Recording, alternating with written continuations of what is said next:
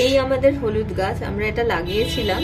এবারে দেখছি গাছগুলো শুকিয়ে যাচ্ছে, মানে গাছটা মরে যাচ্ছে, এবং গাছটা যখন মরে যাচ্ছে তখনই বুঝলাম যে নিচে হলুদ হয়েছে। আজকে আমরা এই গাছটা তুলে ফেলবো এবং নিচ থেকে হলুদটা বার করে নেব। মাটিটা খুঁচিয়ে খুঁচিয়ে তোলা হচ্ছে যাতে হলুদটা বার করা যায়।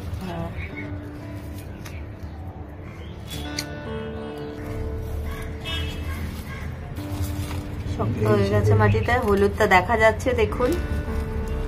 হ্যাঁ, হলুদটা দেখা যাচ্ছে, বেরিয়ে আসবে এক্ষুনি আমাদের হলুদ।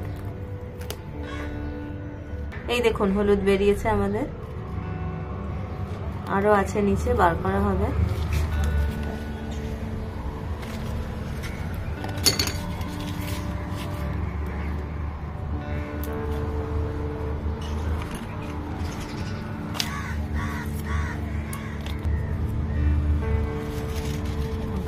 হ্যাঁ দেখুন আরেকটু হলুদ পাওয়া গেল, মানে নিচে এখনো অনেক আছে, ওখান থেকে বেরোবে হলুদটা।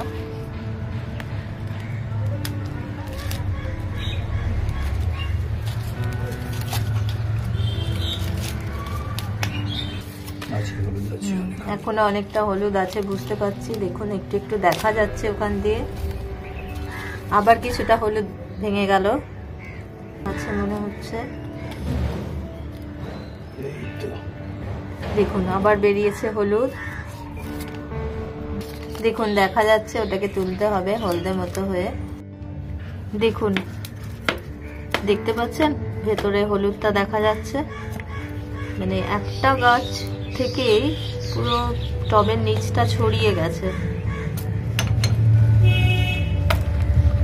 শক্ত হয়ে আটকে আছে। বেশ ভালোই কসরত করতে হচ্ছে হলুদটা বার করার জন্য। টবের পুরো মাটিটাই তুলে ফেলতে হচ্ছে, কেন কি পুরো টবটা জুড়েই নিচটা ছড়িয়ে রয়েছে, পুরোটা না বার করলে বার করা যাবে না। তো মাটি পুরোই বার করে ফেলতে হচ্ছে টব থেকে।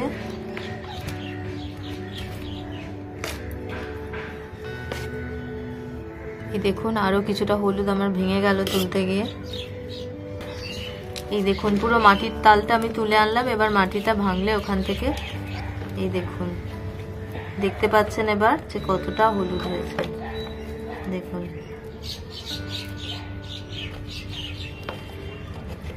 অনেকটা হলুদ হয়েছে।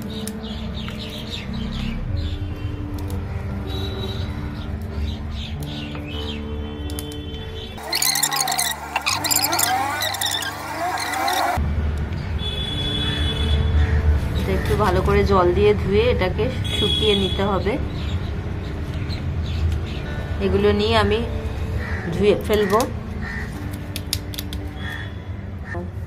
দেখুন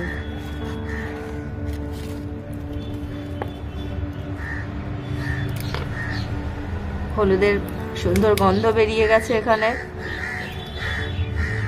ওইখানে একটু হলুদ পড়ে আছে, দেখ ওই যে, হ্যাঁ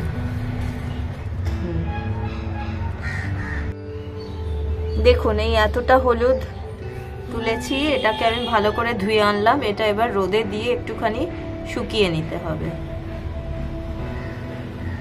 আমার এই ভিডিওটি ভালো লাগলে আপনারা অবশ্যই লাইক এবং শেয়ার করবেন এবং আমার চ্যানেলটিকে সাবস্ক্রাইব করবেন। আর এইভাবে জায়গা আমাদের এখন ভীষণ কম, টবেও আপনারা কিন্তু এই ছোটখাটো চাষগুলো করতে পারেন।